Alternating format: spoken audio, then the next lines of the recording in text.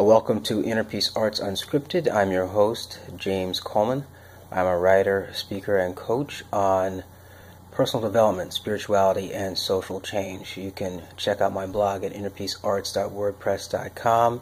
Check out my Facebook and Twitter at innerpeacearts1, and email me at innerpeacearts@protonmail.com. Today I'm going to talk about how everyone is successful and some of the implications of that. And again, this is not a new idea. I forget where I heard it first or heard a version of it first.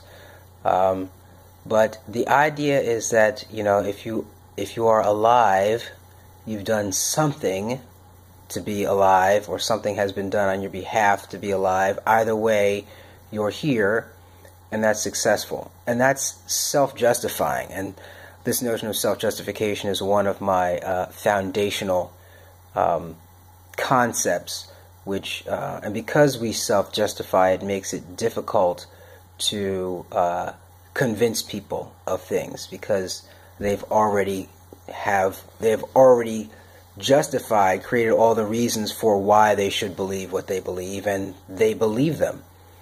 And they can justify it in argument, and it's already been embedded in their bodies. So not only can they justify it logically, or with logic, I should say, they can also justify it by their own experience. And so,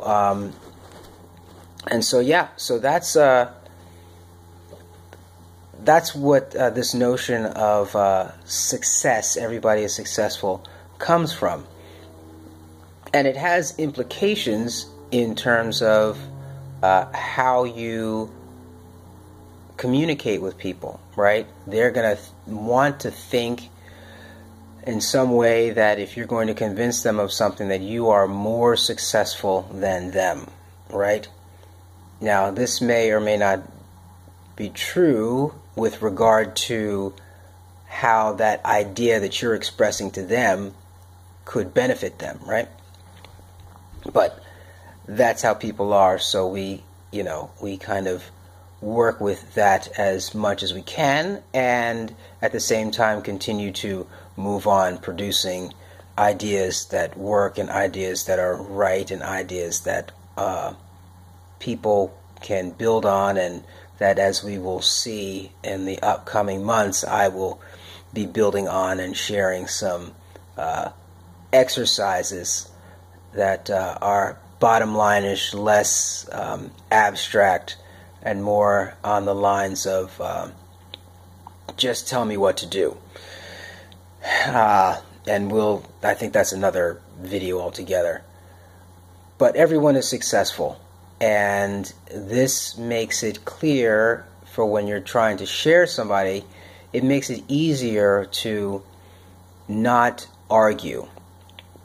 It makes it easier to just agree with them and find the reasons why they agree with themselves, right? You don't have to, when I say agree with them, meaning express agreement that their idea is valid. That's what I meant by agreement there. Not that you're coming into agreement with their idea. You may not come into agreement with their idea. In fact, you may think their idea is ridiculous, preposterous, silly, not thought through, and a whole bunch of other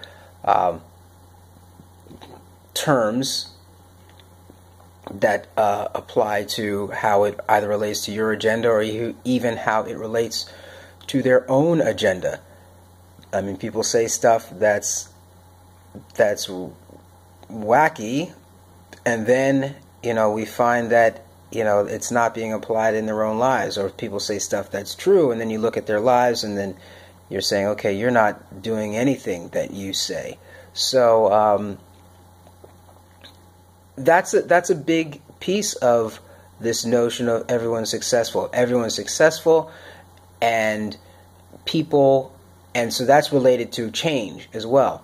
Why don't people like change? Because what has been working for them has worked for them.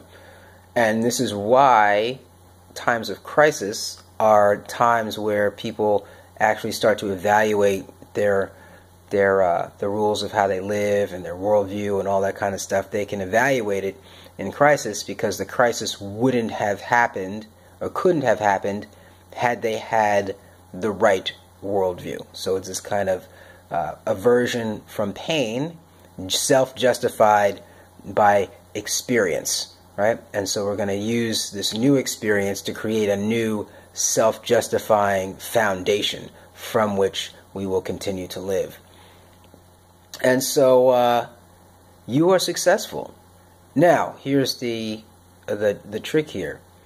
People are successful and yet are still unable to complete what I call USDAs, or unfulfilled self-directed assignments, right? So they're successful, but they're only successful in a certain direction. And if they try to change directions, they're unsuccessful and then go back to doing what they were doing before. So, the classic example of this is, like the drug addict, right? They're very good at being a drug addict. They are enabled to do it. They have the motivation. They have the embodiment. Everything's there. Ask them to stop being the drug addict, and now they're not so successful. So they go back to being successful, right? At being a drug addict. And then they're successful at trying to not be a drug addict, right? So I hope I got those negations right. Anyway, you get my point. And so this is a basic way of approaching anybody, because you can find ways to agreement, and you don't have to argue with, and you're not going to convince them. You don't have to argue. You're not going to convince. The things that bypass that success are going to be new experiences that they have to reevaluate in order to get back to this homeostatic place of self-justification. I actually like that, homeostatic place of self-justification.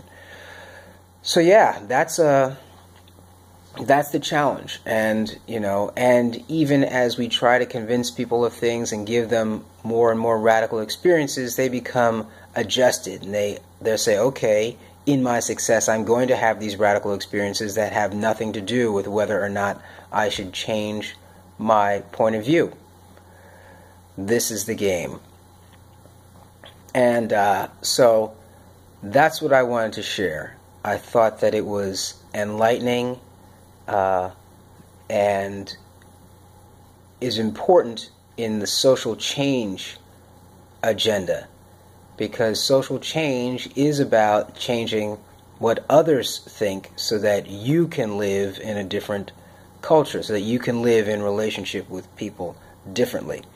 If you want to live in relationship with people differently, they need to change the way they think, right?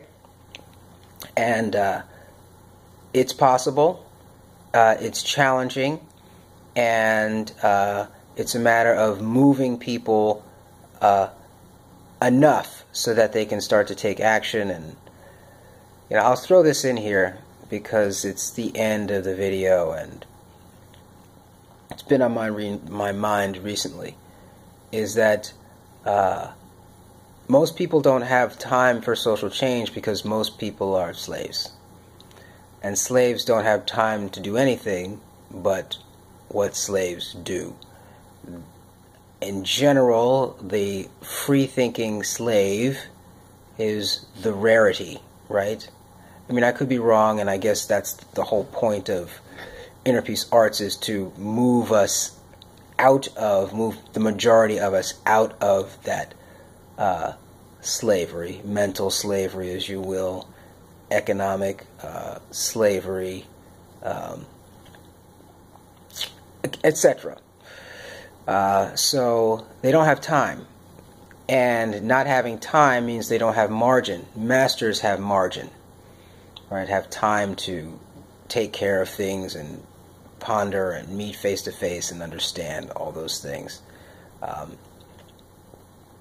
But if you're successful and you're busy, you don't have time for social change. And so what does that mean? That means my job is to create experiences.